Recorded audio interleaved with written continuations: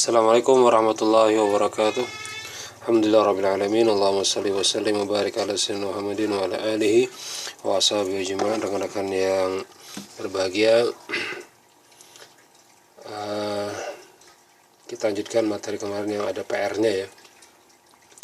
Yang hari Senin kemarin tanggal 16, sekarang di tanggal 17 November tahun 2020. Sebenarnya kalau ingin bercerita bahwa kenapa bahasa Arab itu lebih cenderung pada praktek dibanding teori, karena sebenarnya di mana-mana ya, bukannya bahasa Arab, bahasa apa saja, selama bahasa itu tidak diucapkan atau tidak dilatih dalam bentuk praktek latihan, maka selamanya dia tidak akan bisa, meskipun dia belajar teori ya. Jadi rekan-rekan yang mungkin kesulitan dalam bahasa Arab ini lebih cenderungnya bagaimana solusinya? Solusinya adalah Anda boleh ucapkan kalimat ini dalam bentuk voice note, kemudian diulang-ulang, atau Anda membuat latihan dengan kata-kata sendiri dari pola rumus yang sudah pernah kita bahas ya. Fokusnya di sini adalah untuk yang bab 4 ini adalah perubahan dari khabar mufrad dan khabar jamak taksir yang kemarin ya. Khabar syibul jumlah ya. Nah, kalau kawan-kawan masih bingung membuat polanya, tinggal lihat saja ya. Seperti ini rumus-rumusnya: mubtada khabar yang berakal dan tidak berakal ya. Kemudian jika dia posisinya khabar mufrad yang sebelah kiri, sementara khabar yang sifatnya syibul jumlah ada di sebelah kanan nih. Ini khabar syibul jumlah ya. Ini khabar mufrad saja. Jadi kalau kalimatnya banyak orangnya, maka gunakanlah khabarnya yang mubtada, khabarnya dengan khabar banyak juga ya. Contoh gini, kenapa jika yang tidak berakal kemarin kita bahas ya, asal katanya adalah faslun, kelas ya, jamaknya al-fusul. Al-fusulu wasi'atun. Kenapa ini harus muannas? Karena ini jamak ya, dan tidak berakal. Jadi Anda konsentrasinya di mana? Apakah mubtadanya ini? Jadi gitu aja. Mubtada plus khabar. Mubtadanya apakah dia berakal atau tidak berakal? Jika dia berakal, kawannya juga harus yang berakal. Jika tidak berakal, maka kawannya iya mufrad muannas ya, jamak. Jika dia jamaknya berakal, maka kawannya juga harus jamak berakal.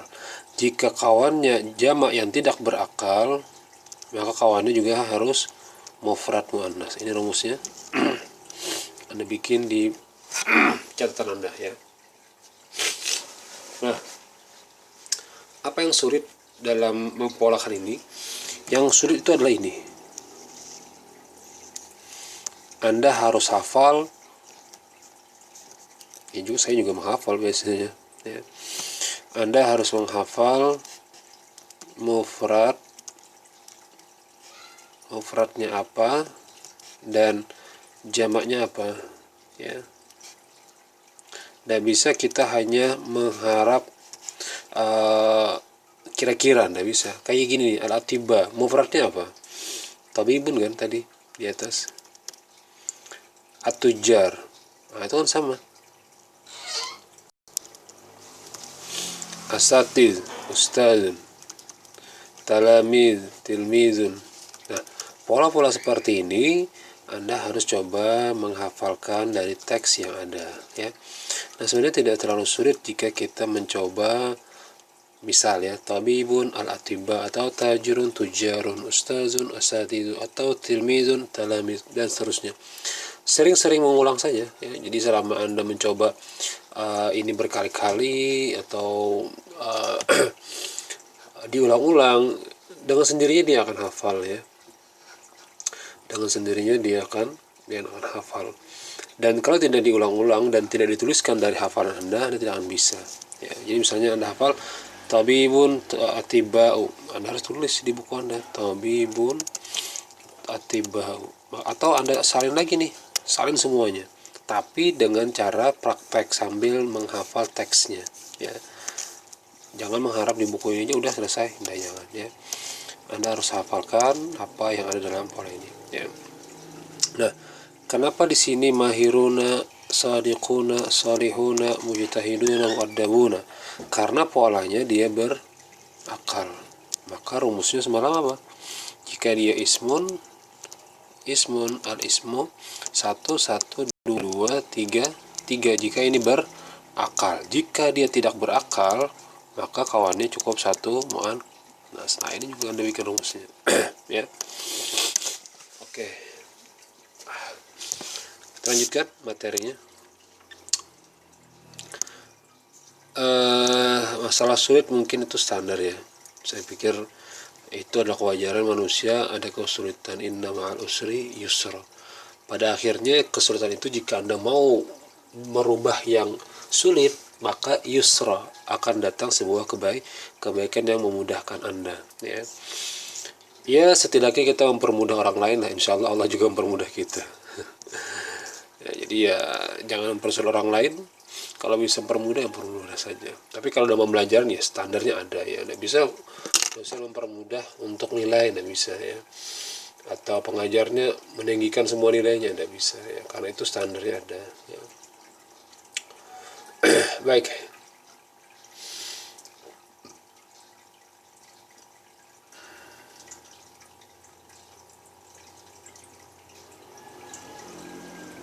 Lanjutkan ya. Alhamdulillah.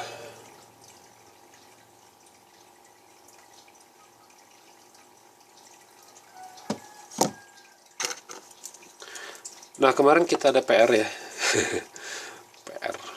Sebenarnya PR itu supaya Anda mau membaca dan mengulang saja ya. Supaya Anda tidak terlepas dari pembelajaran. Memang kalau seperti online itu dan kejutan seperti ini, kondisi seperti ini, biasanya kawan-kawan tuh belum siap dalam pembelajaran online ya.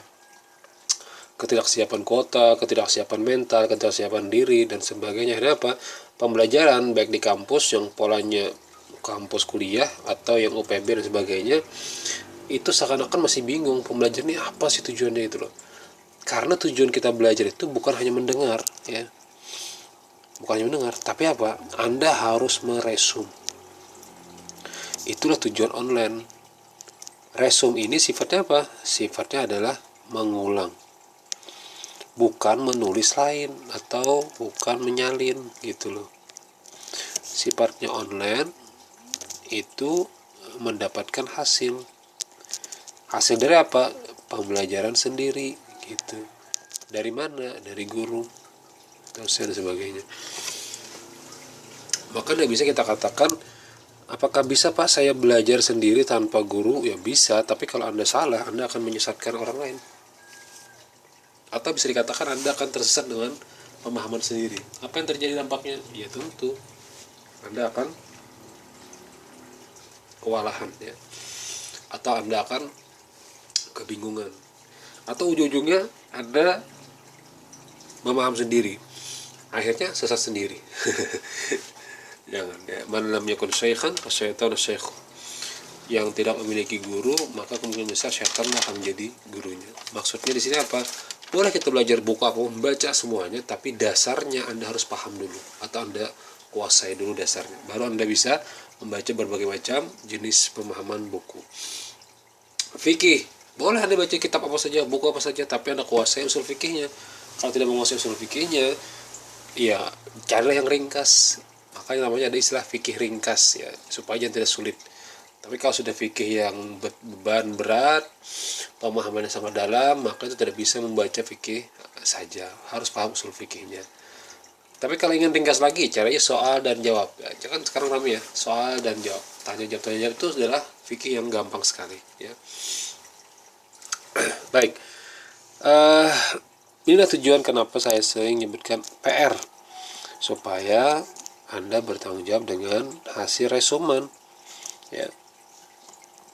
Dan resumen itu mendapatkan hasil dari yang Anda pelajari sendiri. Jangan meresum itu dari dosennya, ya, resum itu kan diri sendiri ya. Baik, titik-titik alal jidar, dinding. Firapi, rak, maktab, bisa meja, bisa kantor. Ini juga sama, depan kelas. Bedanya cuma ini. Sekarang pertanyaannya adalah, apa jawabannya? Al-aqlamu, beberapa pena itu. Apa jawabannya?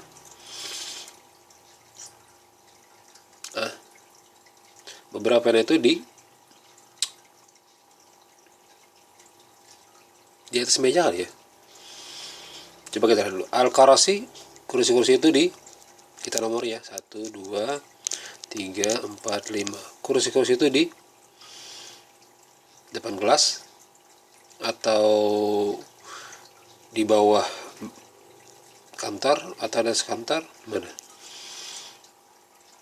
Sulit ya. Sulit.